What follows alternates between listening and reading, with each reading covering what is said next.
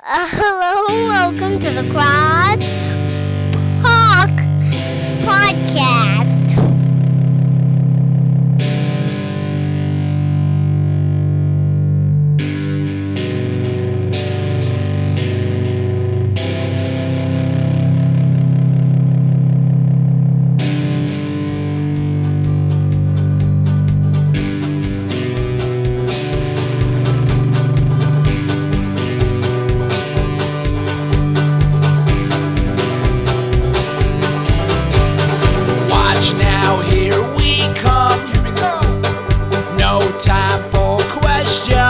It's gonna be a beautiful day to start up a revolution. Molotov cocktails, martini shotgun shells, wild, wild, wild, wild one. God forbid the cops get called. I say the more the merrier inside this free-for-all. By God, I gotta see it fall. I got front row tickets to the greatest show of all. Good afternoon, James, and good afternoon, BigRon. This is episode 59 of the Crackpot Podcast. Hello, we have a special guest, which is BigRon, and BigRon was the subject of a book that we published last year, I think, Let the World Fend for Itself, a collection of stories about Baltimore violence and all kinds of good stuff. So thanks for joining us, BigRon. No problem. How are you today? I am doing fine. I'm happy to have you on. We've had lots of people ask for you and express their doubts that you're a real person, so here you are. As you can see, he's bigger than I am, at least. I can see that. So you guys are at somewhere. Where are you today? We're at the Raven Inn. The Raven Inn. 80-year-old bar in Baltimore County, right across the street from Jim Frederick's Tempo, where I used to church hot. Okay. And the location of your interviews that you guys you did for the book, right? Many interviews were done here. Yes. And some of the stories. And at the Shamrock, we probably, I don't know. Or Sidonia. Maybe, I think we started them out here, and then we did a lot of them at the Shamrock, and then we finished them. I think that's how it went. I think we did most of them at the Shamrock. I think so. Okay. Well, here we are today. So we're going to talk about whatever you guys want to talk about. James has told me that you have some things to tell us about work, about some of the guys you're working with. I think I wanted to cover gentrification. As we go along, we want to talk about some of the things you guys wrote about, which is like the churning of the real estate and what you guys have seen, how the neighborhoods have changed over time, stuff like that. So, James, you were telling me that you had heard some stories about work. Can you get us started? If I was still doing the book, they would have appeared the Caucasian conquistador. I think we're going with the fellas. One of your criminals. Yeah, protected guilty. Yeah, one of the guys at work, he's really out there. He's half Mexican, half white guy, and he's been getting in a lot of trouble here in Baltimore, including hitting dudes with chains and this 30-year-old man. He's out there fighting with teenagers in his neighborhood, and James seemed to like to hear stories, so I come on and tell him he had he's got a girlfriend. She follows him around and films him fighting these guys. So he brings in this footage on the phone, and they put it on Facebook and things like that. He's like the Guatemalan Moenche, right? Like, Cortez's interpreter. Yeah, And it's just par for the course here in Baltimore. You have all kinds of idiots like this running around here. And I'm going to be one of them. Parking stuff. Oh, yeah. He goes and bangs on his neighbor's door. He's drunk and tells them they got to move their car. And he lives in this black neighborhood down here in, further in East Baltimore. And he bangs on the door and tells them they got to move their cars out. It's on a public street. Tells them to get the car out in a spot. And he don't have a car. So that's the kind of point on this guy here. He just sort of have his moral parking space. Yeah, right. Carjack place to park. Well, where he lives at, it used to be a really nice neighborhood. And so far, it hasn't been targeted to be gentrified yet. But it seems to be getting worse in that area and moving up further north towards this area. So that of it really breaks my heart seeing some of these neighborhoods what is happening in Baltimore.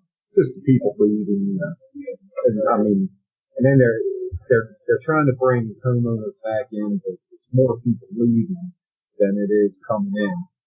And they're trying to do like they did in D.C. with, they moved all the Indians out in like Prince George's County, which is the county of Maryland outside of D.C.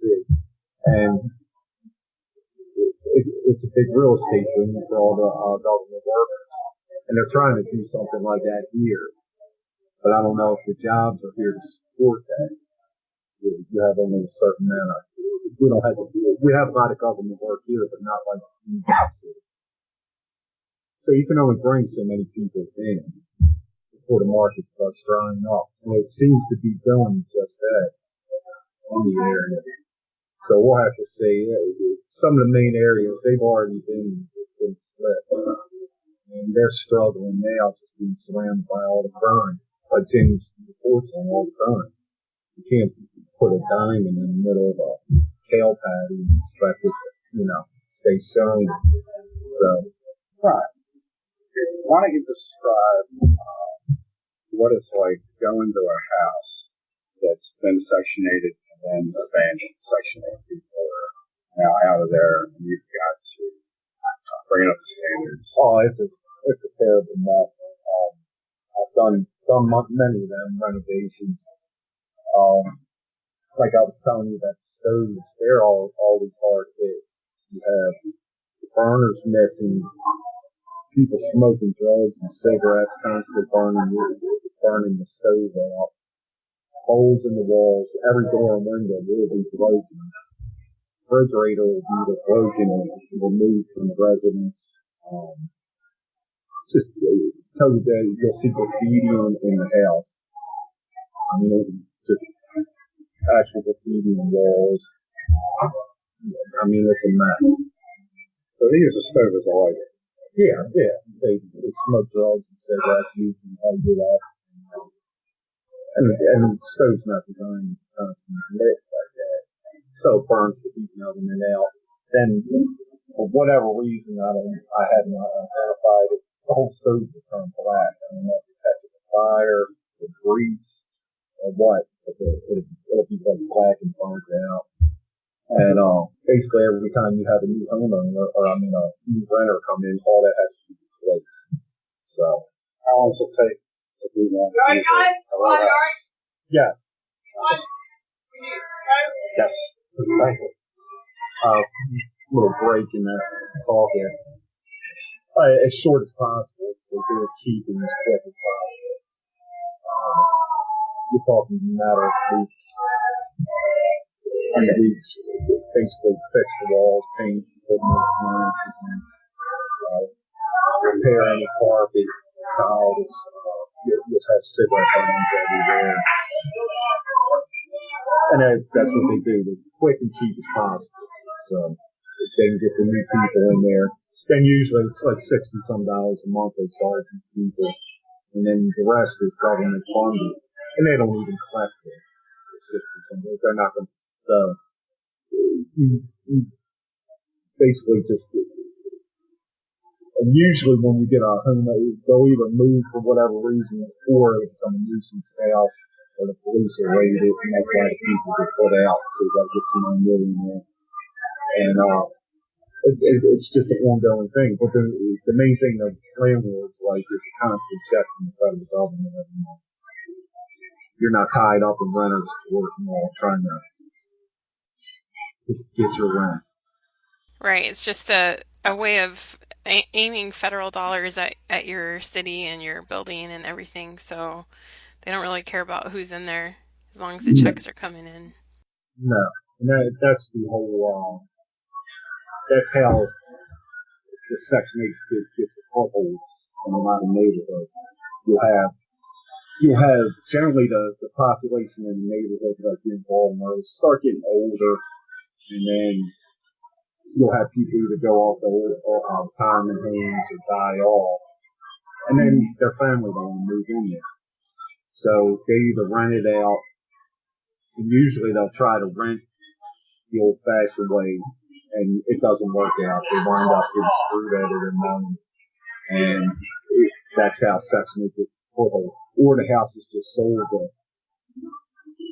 some sort of landlord that intends on putting it out to Section 8 to begin with. And once you get that foothold in there, the neighborhood's really doomed. And it's a ploy to create wealth. You got to keep the money moving, and that's what it comes down to. You can't have people just settling in a neighborhood, paying their mortgages off and retiring them off. You got to scare them off. Just keep the game going, keep the money moving. It creates opportunity for everybody to get their cut of the money, even people like me don't work. Yeah, even a 30-year mortgage is sort of new. You know, it's a longer mortgage than was the case for many years, was the norm for many years. Even that by itself was already an advancement in this process, and now it's just accelerated. Where, you know, you could find a bank to give you a 30-year mortgage when you're like 75 and retired, and they'll sign you up for a 30-year mortgage because it's never meant to be paid off. No, and then you see, like you've seen this a lot in the 80s and 90s in Baltimore. You had like new communities being built in the 50s, and then 30 years later, these people are paying off their mortgages and trying to settle in to their neighborhood, and it's time to get them to move out. And Section 8 and Indies and everything else are the way to move them along. You push them somewhere else, that's creating money-making opportunities just from them moving, and then the whole split of the neighborhood. And then once the neighborhood gets so bad, they try to gentrify it. I mean, here, you got these row homes here in Baltimore, 14 foot wide by 50 foot long, going for $400,000, which I don't know what the cost of living is where you're at, but that's a good bit of money for a house here. And it's a small birthday cake to bring your food? I'm sorry? You guys have a birthday cake with me? No, I don't want any. Thank you. Thank you. No thanks. Sure. No thanks. Would you like a piece, Lynn? Big cake. Give her up. Maybe next time.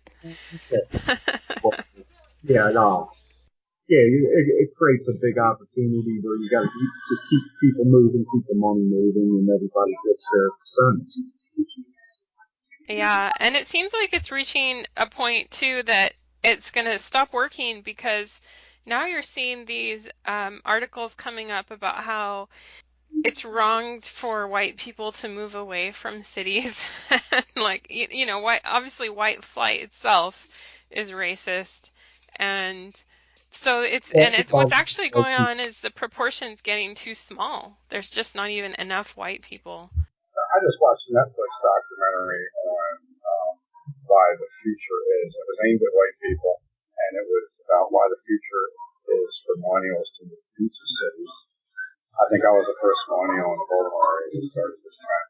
I just couldn't make as much money as my parents did, so when everybody else was still moving out. But this is a 45-minute Netflix documentary. It was all devoted to the fact that buying a house is no longer the American dream.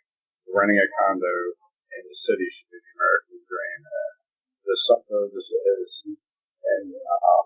an aberration, but for different reasons. Some people think it's an aberration. It's an aberration because it takes these people away from the city. The productive people away from the city, yeah. But that I've seen, and I've seen articles about that. A lot of millennials are starting to have children now. They've gotten a little older, and you see that here. Once they have children, they want to get out of these neighborhoods too. Like I said, you're surrounded by this bad element.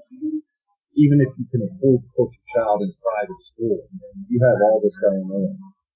And that's, so you're starting to see millennial families move out too. That were previously in a lot of these gentrified neighborhoods. And that's something you're starting to see now happen.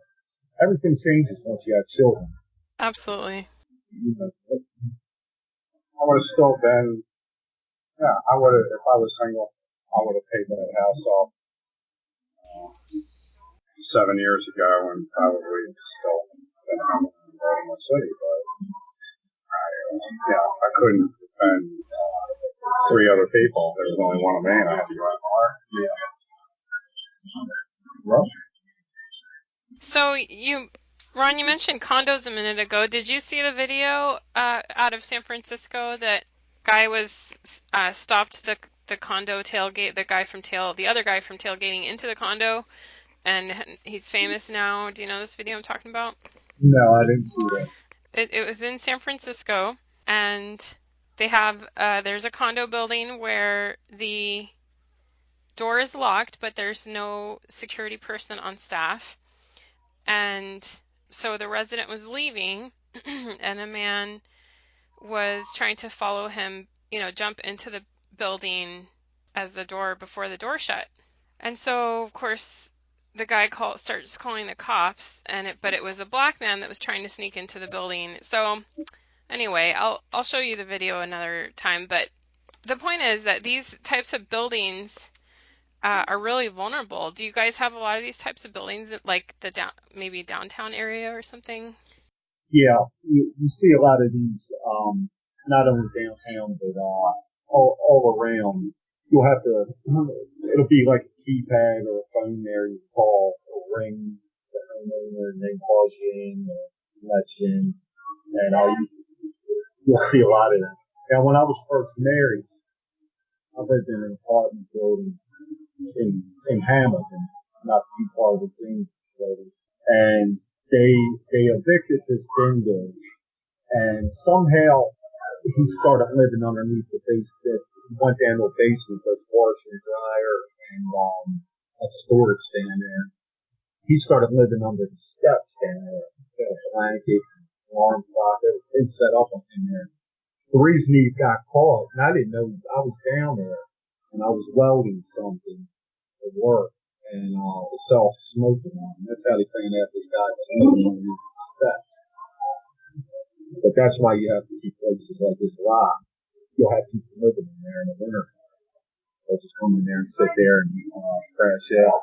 And in this immediate area where we're sitting now, 2 years ago, there was a string of robberies and pistol whippings and not very severe beatings that happened in the washrooms of garden apartments. Most of the garden apartments around here, they just have an open stairwell into the base of the building, and there's not much security. And what these young fellows were doing, as Colin Flaherty would call them, they were getting on dating sites, and they were luring young men to the washrooms of these apartment buildings, and then they were pistol whipping them and robbing them. And eventually the parents of some of the young men that were getting beat up actually went to the police about it. It was a brief news story for about a week. So I don't know if they fixed the security issues with those places, but I remember being, when I was down at Lyman Park with Nestle Franklin, and we were videoing the monuments right before they came down, I walked across the street of this building that had all these bars on it, and that can be a bad neighborhood at night, even though during the day it's safe because of the police presence. And there's this young lady taking a laundry basket out of this building and walking down this narrow alley and stairwell into an outdoors basement laundry facility. So in that case, even though you can't get in unless you have a key, the people have to go outside to wash their laundry and go down into this basement stairwell. So there's a lot of bad spots like that aren't addressed. Yeah. Typically, most of your first floor apartments you want to try to avoid, at least in this area. They're relatively easy to break into and try to get up a little bit higher. Also, you usually will have problems with water damage and mold in first floor apartments and condos. So a lot of people should try to stay away from them if they're going to live in a place like that. In the back of it, like a complex. A lot of them are wooded around here with woods in the back. It's just a situation where it's going to get so hard for people to manage because this guy on the video, he said, it's illegal to call the cops on black people. And he was just Should be a law. That should be a federal law. well, it's coming. I mean, it's well on its way. And it turned out that he was really meeting a friend there, so he wasn't there to commit a crime, but it's an advertisement, like, that this building is available for that because you could just threaten. And it turned out that the resident who called the police, his father had been killed in his own driveway years ago by a guy who just showed up at the house and, started threatening and ended up killing his dad. So some Amish guy years ago killed his father, and this guy wants to take it out on the brother who hasn't done anything. That's right. Amish. Yeah. You don't have too many of them in California, do you? Yeah, that's it. Doesn't take very many, I guess. We're going to get photos. Okay. Of a buggy that's been abandoned, not parked, and drive-by shooting all along. That's right. Everybody thinks I'm just joking about this. Did a building years ago in Lancaster, Pennsylvania, quite north of it. And coming home like this around this country, they bring the horse dog right on the highway. And you can't pass them or spook the horses or anything. So you're trying to get home and you're going 25 miles an hour on a highway, rush hour. Somebody has to put some dog on there. Sounds like an entitlement issue. Yeah. Or hey, they could just be strolling down the street. James has told us about that, so that's the alternative. Saying that it should be a federal law. There should be a federal law prohibiting anybody from calling the police on a person of color. I think that should be federal law. With stiff penalties for that. Did you like my idea for reparations? I put up. That's excellent. Can you please announce that? My idea, because two things are kind of going around. One is reparations, and we all know that that's very important. But the other one is student loans, that a lot of young people have really serious student loans, and they're looking for some relief. So what we also... Oh, hello. Hey, it's Judy. Hi. Hello. This is Ron's other girlfriend. So we didn't want you to have to meet this. Oh, pleased to meet you. Really? Can you hear me? Yes, yeah. I can hear you. That's pretty cool. All right, you want to go there? Sure. All right. I'll set it on the bar and you come get it. Okay. Thank you. Ron, didn't work, This is an all-star episode. Well, there was a Twitter poll. Somebody conducted a Twitter poll, and apparently most of the current descendants of oppressed individuals that responded to this poll, they wanted a perfect credit score for reparations. Now, Lynn pointed out that this would only last for like 29 days. So Lynn has another idea for reparations. Okay. I think reparations are needed. Yes, I do. I also think they are needed. And so I thought, well, what is like the institution of the greatest privilege in this country? It's the Ivy League, right? And the elite universities.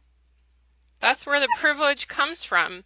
So we're going to give that to the African Americans. We're going to just give it, all of it to it. Like, just seize the assets, take whatever money they have. They have billions. So I would use some of those billions to relieve the student loans that are outstanding, and then hand over everything, all the universities, Ivy League definitely, but most all of them will be handed over. And you have a board of directors, which I can't even remember who I put on there. Stores and drug dealers. Yeah. Well, like, what is his name? Now I can't remember. I'm thinking about, like, the man who's called Coates, Ta-Nehisi Coates, Yeah. and I heard he's the the Reverend best Farrakhan. What? I heard he's the best Baltimore area writer currently. Okay, so man, I want to propose like a little amendment to this. The Ivy League and whoever, the Ivy League should be split up amongst the sisters, okay? And then the Pac-10 should be split up amongst the brothers. Okay, sure. And then everybody that's under 21 years of age in that demographic should just be given $1 million. Lump sum, one-time deposit, no taxes taken out, $1 million. Okay. So, and that way we get like probably 10 million new hip-hop record labels overnight. I think it'll do a lot for culture. Well, I think it's important to also make sure, we have to make sure that the privilege to grant college degrees is also handled exclusively by them, right? So, if you want a bachelor's degree of whatever, you have to do what they tell you. This is what. Yes. Yeah, that's what that's a key factor of it. So, what's that? We'll set the curriculum. Correct? Right, yeah. Everything. Okay, yeah, that's ideal. Yeah. I have nothing to matter with that. That happens all day in college. That's right. Like, a good time. Say that again, Ron. Can you get closer? Sounds like it's a good time when the college in. I might go. You might go.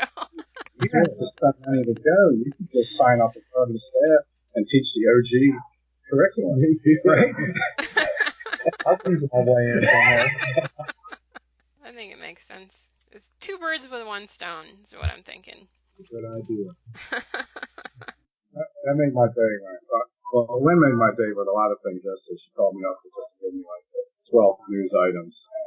It was a somber day. I've been writing about Caucasian servitude of old, and then I just found myself laughing at the top of my lungs over my laptop.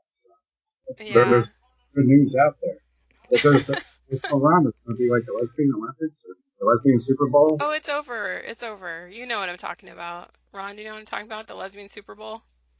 I told James I really wanted to see that, especially if they were foreign quality lesbians. Lesbians are always disappointing in real life. They've been all over today giving interviews and stuff. The leader has this hair color trend is so strange to me. It looks like it's like you dye your hair gray. Have you seen this girl? I haven't seen her, but I've seen that around bald. Yeah. Girls like dyeing their hair like gray. It is, yeah. It's like a purplish gray color. It's trendy. I saw that. But in New York, no, I was in New York. Saw some people there later. Yeah. So I don't know what the lesbian is. You don't know what it is. It's the Women's World Cup of soccer. Oh, those USA Todays that I collected. Every one of them had this blonde butch on the cover that was making Hitler-esque, signs with her hand and everything. Yeah. It was really weird. She's obviously the least likely to reproduce on the team, and she seemed to get all the attention. She's the captain, and she's been public about her disapproval of the president. I mean, it's shocking, I know, that someone would have the courage to publicly disapprove of the president, but she's done it. Well, I dare say if he came back to his apartment when he was traveling on business to like the Epstein Island, and he found her laying across the bed, he would be disappointed in her too. Okay, let me clear that up. Trump has never been to the Epstein Island. Huh? He was on the plane one time, and the reason he was on the plane was because the guy was traveling from Florida to New York, and Trump hitched a ride on his plane. Our That's it. president, What's that? the president, the hitchhiker. Yeah, well, he was. I mean, that's what these private plane guys do. They hitch ride. I bet Slick Willie was going the other way on that express. Slick Willie had been on it 26 times. Okay, 26 times he's been on the plane. And what happened between yesterday and today is that Google, at least Google, has scrubbed all search results. If you try to search Clinton and Epstein, you get nothing. Oh, really? Yeah, you don't. The image search will show you Epstein and Trump because there are a couple pictures of them together. So if you search Epstein and Clinton, you get pictures of Epstein and Trump. Hey, remember when Aretha Franklin died and they had in the front row Farrakhan, Slick Willie, and one other luminary of the left watching this pretty young singer in this thick woman skirt sing, and Clinton looked like he had been raised from the dead, the way he was glaring at this girl. Yes. Has that girl turned up missing since then? But I thought for sure 5 Secret Service agents were going to drag her off stage. I mean, honestly, that's why Epstein was collecting underage girls, because you don't look for high profile kidnapping victims. So I'm disappointed. And they were compromised. If anybody could have gotten away with it, he could have gotten away with that. Well, he might still get away with it. He did the first time. Yeah, I'm not gonna get my hopes up. What's your other? You had other ridiculous news yesterday. I had tons of ridiculous news yesterday for you, but I want to save the grocery stuff for another. I have to save the grocery stuff. I mean, I'll tease it here, which is that these people, youngsters of oppressed groups, have been like licking the ice cream and putting it back, and it's disgusting, and videotaping it and putting it on social media. So we have to talk. We need to do an episode on like the grocery apocalypse, right? But why don't you tell us, Ron? I'm going to tell a little bit about what your book is like. Okay, it's one of the first books, maybe like the third or fourth book that I edited for James, and it's the story of Ron growing up in Baltimore with a lot of violent incidents, some that you looked for and some that you didn't. Like, for example, the public school, which had, I think in elementary school you said it was pretty cool, but then by the time you got to middle school, it just became a nightmare. And actually, let's talk about schools, because you have also worked in the construction end of that. And so can you describe what is a modern high school like in Baltimore? Why don't you start out by describing your first day in middle school? Yeah. Yeah, okay. Well, the schools in Baltimore, I mean, they are a nightmare. My first day in middle school, I know it was an eye-opener. I don't remember anything specific that happened that day, but it was I was pretty much sure by that time that most of your teachers are a bunch of clowns that didn't know much anything in real life. Every once in a while you do find a teacher that is a good mentor, but most of them, they really aren't that good of a teacher to be in there. I mean, you run into a lot of older ones that are just trying to bide their time until they're retired. You're talking about not really teaching anything. You lay a book out there and tell you to read a chapter. And if you do or not, they really don't care as long as you're staying out of their hair. You got younger ones they think they're going to change the world, and then they're dealing with these monster kids that you come across, and they get burned out very quick. Some of them get an attitude where they don't care. Some get frightened off. But the school system here in Baltimore, I mean, it's pretty bad. All you got to do is look at police force, how tough that is. And it's all through with the city government. It's just inept people, corruption.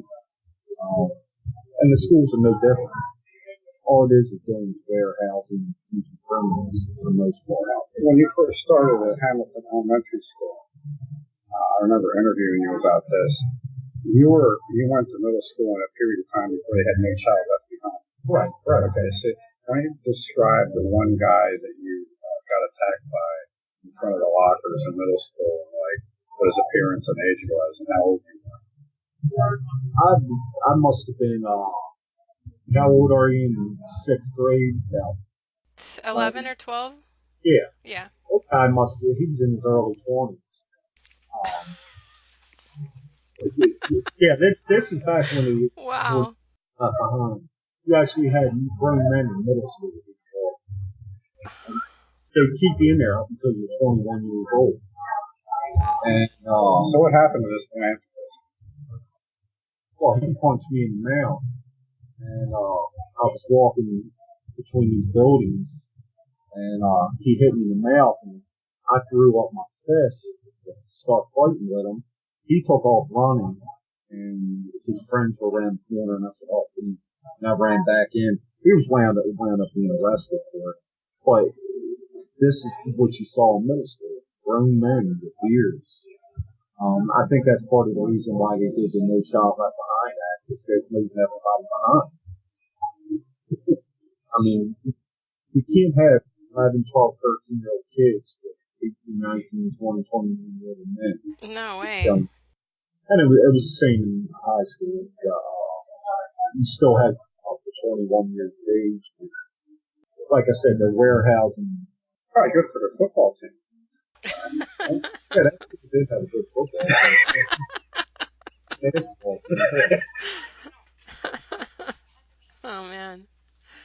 Well, tell us then how the buildings have changed, because this is something I'm interested in also, given the school shootings, that they're like turning the high schools into these fortified, single point of entry and exit kind of weird things. Yeah, the buildings themselves, the newer buildings, they are basically built in the same design as the older buildings. You have the long hallway with the classrooms and all. But what they usually do is just chain the doors shut, double doors for entrance and exit. They'll chain that shut and funnel everybody to a medical center. There's a lot of buildings that they've added in. Yeah, you'll have it. Yeah, for various reasons you'll have. Sometimes they'll even set up trailers, because some of the schools are just in such disrepair. I mean, we have schools here that are still operable that go back to the 1800s. That's kind of cool, though. Many of them from 20s and 30s. So you're talking about old, outdated buildings. You're talking city that's flat growth. And it's not much they're going to do with it.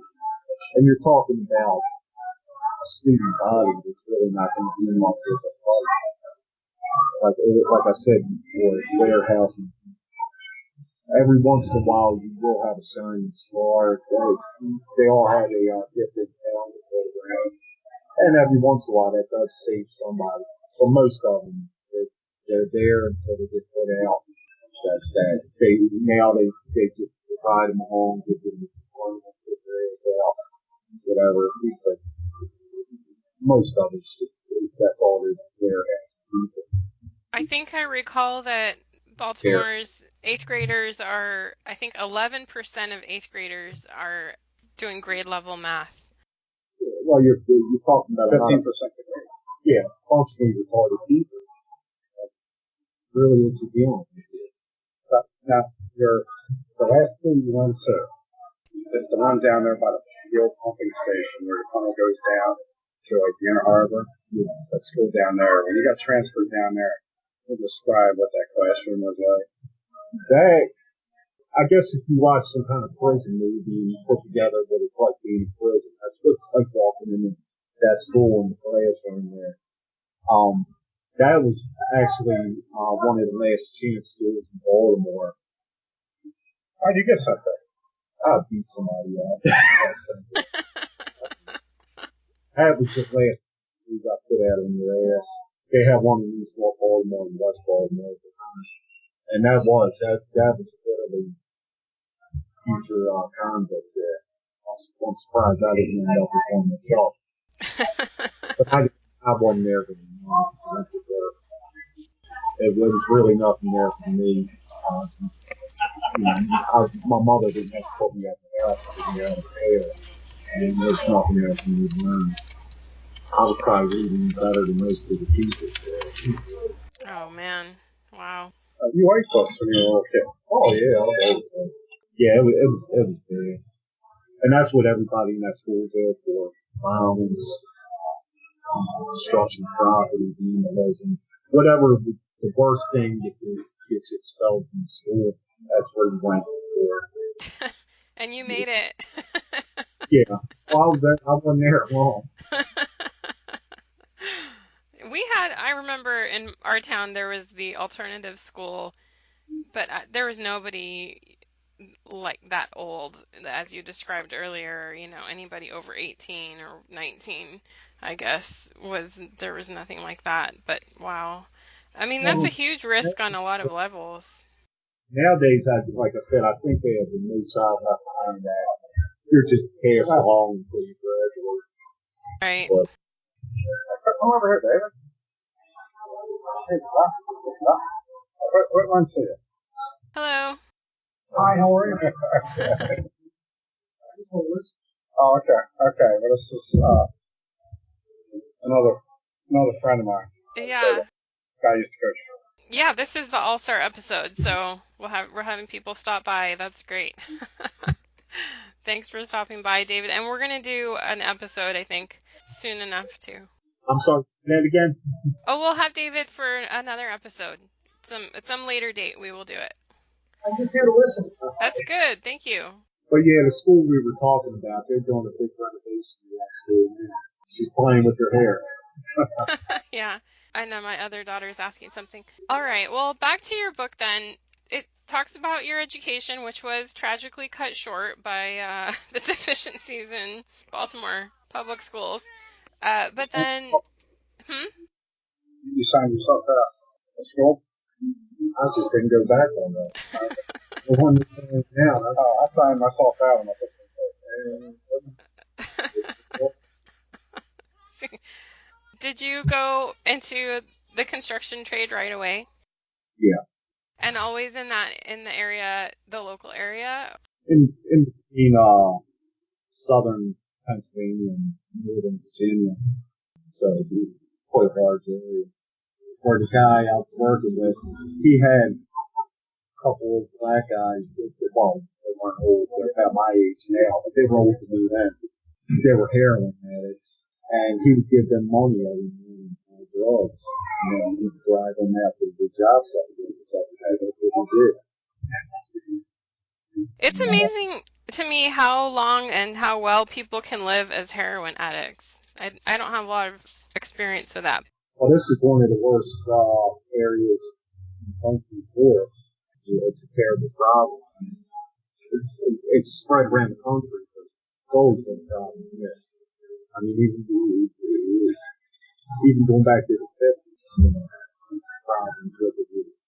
Yeah, and it seems like part of it is just that they are amazingly able to live so long, and how that's changed. I've been reading about the fentanyl and things like that. So what is it like working in that environment?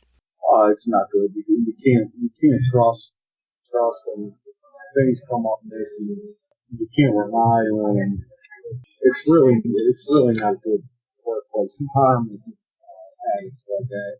How has that changed then throughout your career? Because you probably were about the same age, and I think so much has changed in terms of the workforce. We've seen this in our lifetime. We've seen the huge influx of labor from south of the border. So can you talk about that? Well, as far as substance abuse, a lot of the companies have wised up, gotten a lot smarter as far as drug testing, not putting up with that stuff. Even small companies like that, you'll see. When I first got into this business and worked in large companies and job sites, you have so many guys who drink and smoke pot at lunchtime. You're not seeing that as much anymore. It's just because really they've gotten tired of the backboxing, people getting hurt and suing the companies. So they've done a lot better job of trying to do that. As far as the illegal labor part, that's because a lot of the young people just don't want to do that type of work anymore. You will see, basically the only young people I really see coming here and be able to get good money in this trade is ones that were really bred into it by their fathers or something like that. A lot of people that just don't want to do hard work. A lot of them are brought up in single mother households. They know more about social media and pedophiles than using a tool. And when you start out, you're not given much respect until a lot of the older guys do what you're told, and that's that. And a lot of the younger people anymore, they don't operate in violence. They think everybody's input should be respected. But when you don't know what you're talking about, they don't do it. That's hard for a lot of younger people. Also, a lot of younger people have trouble working as part of a team or a crew. Now, you see a lot of people come from south of the border, Eastern Europe, and all. I guess the way they're raised, they probably like I was raised and a lot of other people, they can fall in and figure their way out working with a crew of people. So that's something I noticed. Well, one thing that stood out to me from your biography is that you were never into drugs. You somehow avoided even smoking pot, which is like so common, you know. So can you talk about that? Because that's something that's really important. I mean, it's just swallowed up so many people. Well, it's swallowed up just about everybody I know. Well, unfortunately, when I was young, I seen it swallow up a lot of older people that I knew and had respect for. I had really good parents that were, and that's a key thing. Parents, a child's gonna follow their parents' footsteps. I mean, it's very important. And basically, monkey see, monkey do. If the parents are doing drugs or they're not there and you're left to hang out with people that are, that's what's gonna happen. So that's why I always avoided it. Of course, I've always drank, so I'm not better than anybody else. So. Drinking is serious too, and lots of people ruin their lives that way. But it's different, you know. It's different because you get in more trouble with drugs, and it's it's different, you know. Certainly, I'm not trying to say that people should just drink as much as they want, but it's something you can manage. Lots of people manage it. I think it's fun. Yeah. I'm doing it right now. Right. I know. So I think if somehow we survive, our species survives, I don't know if it's like reaching a point where enough people have died or are dying that the people left behind or just have some natural resistance to it or something. I don't know, but I feel like something like that is happening. With drugs, I think part of it is there's something about modern society. It's really sparked mental illness in people, depression in particular. You just see it everywhere. I mean, people talk about it. It's like an epidemic of depression. People that are depressed and mentally ill, they're going to tend to self-medicate one way or another, drugs or alcohol. I think that has a lot to do with modern culture. I think it crushes many people's spirit. You have people out here that just decimated and crushed by just their life, you know, living a life of quiet desperation. And that's what modern life is tending to do in a lot of people. And believe me, I feel for a lot of people. I see it every day here. Oh, yeah. In Baltimore, every neighborhood has a Methodist clinic. I mean, it's gotten that bad. And you're talking about people who've just been destroyed in their life. How many people do you usually see at that one clinic next to the guy's got the place where he redoes the stoves down there in North Alabama? Oh, yeah. It looks like a concert right now. I drive by there every morning at 4:30 in the morning to go to work. There's about 200 people standing there at 4:30 in the morning. Wow. Past there at 4 o'clock in the afternoon. Still 200 people there. And that's not the only one. It's everywhere. I mean, it's really gotten bad as far as it used to be more about something that was hidden. Now it's like just out in the open. It's like people have given up. So, I mean, it's hard for them. I mean, I feel for people. I believe in passion, but I also believe in don't be taken advantage of. But and a lot of people have a hard time with that. And sometimes you got to give people tough love. Like addicts, you can't really do nothing for them. You can't do anything. They got to do it yourself. If you give, they're going to use. And they'll keep using you. So you got to just break away. If you have a loved one or something, you got to break away. You got to let them fall. And unfortunately, some will die. That's why they tell you don't get in drugs. It's not good out there. But there's really nothing you can do for them. So they want to do it for themselves. And I've seen this my whole life. There was one guy that you grew up with that ended up making construction work, but also didn't get into drugs. So about the only one that you knew when you were a kid? It was a couple people, but not many. Everybody I went to school with and moved to my neighborhood and everything else.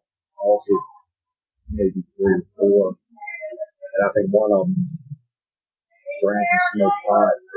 Didn't get into heavy drugs, but yeah, it was very rare. Very rare. Most of them did, the ones I grew up with. Very few of them not. Yeah, I mean, it's a tough thing. I've had young kids, 14-year-old oppressed individuals approach me to sell me drugs, and their chin just gapes open when they run into a white guy that's not dressed very well, that's not a stoner, that's not looking to get high or something. And it's important in their neighborhood. Yeah, they're not used to seeing that. Yeah, it's like I turned from a squirrel into a porcupine all of a sudden. Yeah. So yeah, it's a terrible thing here. As time goes on, I believe it's going to get worse. I mean, I think, like I said, it has a lot to do. It's just the way modern life is. It's tougher for people to make a living, and you got a lot of people stuck, right from birth, and a lot of them will feel that that's how their life's going to play out the rest of it. They give up hope, and then at this point, you have a grandmother shooting up heroin with her granddaughter. I mean, you're talking about generations of addiction. I mean, it's gotten that bad. And I don't think there's much you can do about it. I mean, it's just, like I said, the best thing you can do is be a good parent and raise your kids.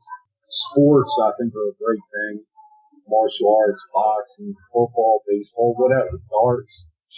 Get your kids into something, gymnastics, stick with them. A lot of people make fun of the soccer mom and all, but that might be the way to go. Get out on the street and be the drunken mom. Yeah. But yeah, it's rough out there. And from what I read, it's like that all over. Places like Detroit, Milwaukee, all these other cities, Indianapolis, all these once thriving cities, the people that are left are just crushed. And that's where you're seeing a lot of this. And you're also seeing it in the rural areas.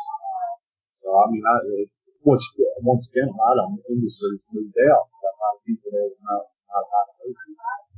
I was lucky. I had a father who taught me, started me off with carpentry. I was using power tools, 8, 9 years old, doing all the mechanics. We had stuff to do. We did it ourselves. Get my ass up there and learn how to do it. So, and that helps, giving somebody to fall back instead of just not doing anything. I mean, it helps a lot because it makes you know that you can do stuff. you know, when you're helping your dad and you have this project, whether it's working on the car or something, it's a real life accomplishment, and it builds up some kind of confidence in the child too. You learn about yourself. You learn, I can, me and my family, we can do this. And then you hopefully learn a trade out of it. Same with, if you can make it other ways, white collar jobs, whatever, you try to stick with your kids and see what they like and try to support them. I mean, my kids, I had a hard way to go, keeping an eye on just what I knew about drugs. But I made that my mission, and that's what I did. And a lot of times it's hard. A lot of times I had to do it there. That's what you do. Like we had a huge drug bust here not long ago.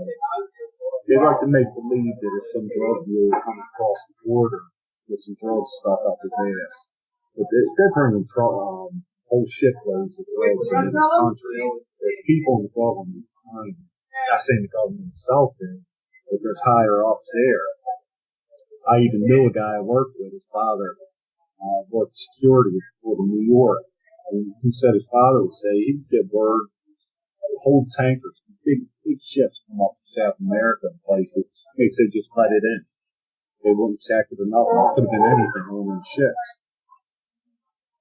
So, there's a lot of it's just too much money involved for nothing. For the big wigs in the country. I mean, they make money coming and going because the methadone clinics are really profitable too, and that's all another source of federal money that just flows in, and you keep these addicts just hanging on, and they're still using drugs, but they're just using the prescription drugs. And if they did away with drugs today, probably 25% of the country would be unemployed. Yeah. Timmy, he was a guy that I worked with. He had been a heroin dealer in the business. He got out of it because he found out that the next territory over was owned by a former Baltimore City police lieutenant. And he went to go pick up his kilo across the river in Brooklyn. There were 5 uniformed cops smoking coke at the table. And they just walked out. He's buying his stuff. He asked the supplier, who are they? And he said, I won't use the guy's name, they're so-and-so's people. They're picking up him. So he just got out of it right then because he knew that he was going to get whacked by these cops. But what he did do, he saw the methadone clinics as his competition. So after he got out of selling heroin, what he did is his own little charitable operation was to try to coach people on getting off of heroin without going to the methadone clinics, because it was like his vengeance in the methadone clinic. They were actually better at maintaining high levels of addiction than he was. Yeah. Yeah. Well, a lot of you have people here in methadone for years. So the original idea was to wean people off, and with lower and lower doses, what they do is at certain point they just go in relapse and stop going, and then they come back a little while later and start the process over. That's why you have people that spend years of their life in this program. And like I said, it floats so much of the economy. You look in the past 30, 40 years, how large law enforcement has gotten in this country with the deal of drugs. That is supporting a lot of jobs. Attorneys, correctional officers, the parole and probation officers. It's just so many jobs in the rehab business. It's just so many jobs being floated that they can't stop it anymore.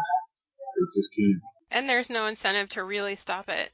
It's just all enmeshed together. Yeah, it's just that it's so many jobs at the rehab clinics. I mean, all of them. It's all being worked with that. And the Section 8 thing too that you talked about earlier. I mean, everything. It's just federal money coming into your community, so it works out. Hey, I want to tell people that you had an injury a couple years ago. How long ago is it now? 4 years ago. 4 years ago? Yeah. Well, that was kind of what allowed you to meet with James and get this book written, your biography, but if you could tell us a little bit about your injury and also what it's been like since you've been back to work the last few years. Well, I mean, the injury, it was bad, and I went through the medical treatments and process for it, and once I went back to work, it's up and down. Some days it bothers me, other days are better. Some days I can barely walk after work. Other days, miraculously, it doesn't bother me much. But it's definitely not perfect. I can tell you that. I could have probably went on disability, but I wasn't doing that. Too young for that. They told me I probably would do it, but I didn't. So, I mean, everything's pretty good. Is there any restriction in the labor supply, for example? Is it harder for guys to get, like, illegal immigrants to get work, or is it, how much of that do you see? Yeah, it has become more difficult. A lot of these building owners and general contractors are looking for citizens and work visas and green cards. Most of your legal work is seen in smaller residential sections. But it does show up from time to time in larger jobs too. But there's such a foothold now that most everybody has a green card or work visa. It's just become naturalized. So, yeah, I've definitely seen that happen. Whereas years ago, you had a lot of illegals coming in, and they drove the wages down so low. I mean, there's no point in paying somebody a livable wage or benefits when you pay somebody $12 an hour cash to get the same job done. It has gotten better. Yeah, I will say that. And it was starting to with Trump being president too. Things max out. I mean, you can only have so many people in a certain area of work, and a lot of the primarily Mexican, but Central Americans also. But they got a foothold in some of the work sector. They wanted to come back. They knew they were getting screwed. A lot of these people are my friends, and but once you get, and this is happening, you see this historically. You've seen it with Italians, you've seen it with Irish. Once you get a foothold in a certain section, you can start calling shots and control labor. You got some more coming here. So things have gotten better. It's gotten better for the Native Americans, it's gotten better for immigrants as well. And one question for Ron before we go, or John Paul Barber's not going to let us live it down. He's thinking about the rematch. What do you think about the top four heavyweights right now? Well, two rematches and I want to see, I'd like to see Ruiz and Joshua again. And I think Joshua's going to get licked the second time. And I definitely want to see Dante Wilder and Tyson Fury. And there's another guy in there. His name escapes me right now. I want to see him like the winner of Joshua and Ruiz. But I really want to see those two guys have a rematch because everybody seems to be saying Joshua got hurt from sparring. There's a lot of excuses for him. So I think that would be good to have a rematch with him. And I think he will lose it again. And I think that knockout was crushing. So I agree. Now, whoever wins that, I mean, does Ruiz, Joshua's got no chance against Wilder or Fury, but do you think does Ruiz have a chance against him? No. I think Tyson Fury will box him as he did this one guy. He knocked him out in the second round. He's got German. I see Ruiz going a little bit further. He's going to be knocked out. And then Fury, Wilder, I think he can knock Ruiz with 5 punches. I think he'll just come around and start popping outside the area.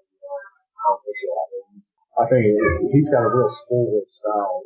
For a while, I think it's a little more than a lot of guys can do. If that makes any sense.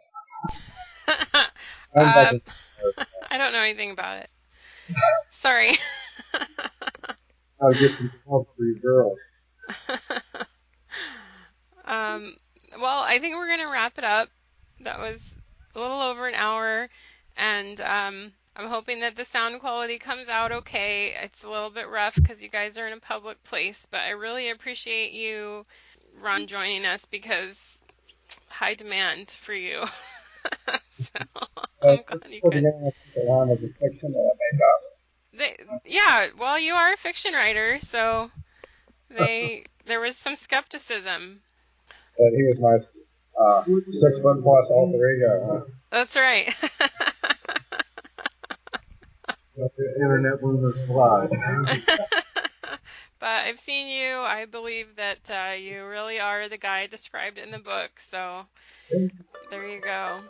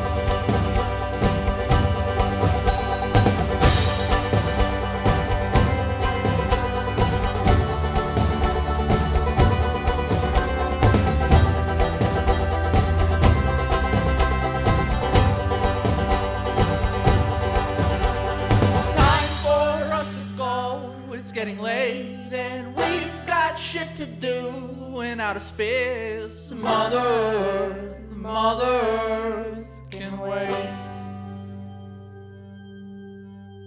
We will take the ones worth saving. Pack your bags, we are vacating now. Forever, forever.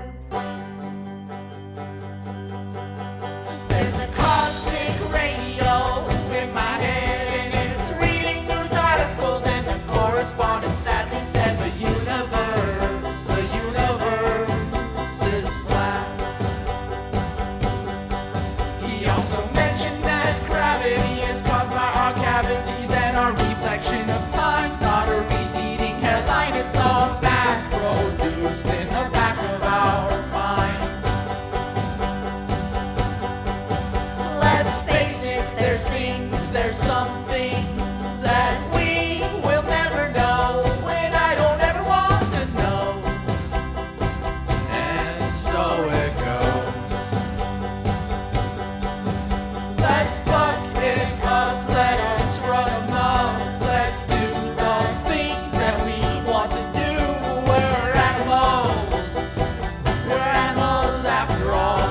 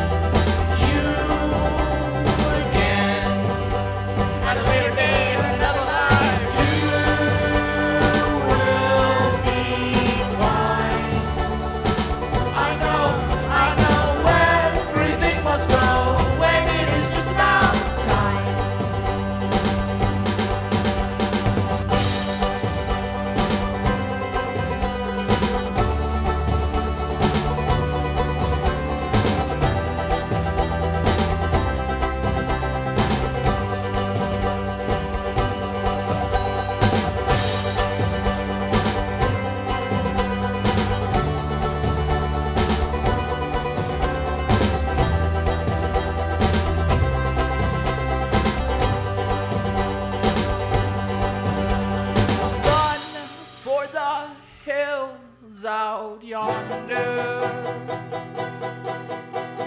through the traffic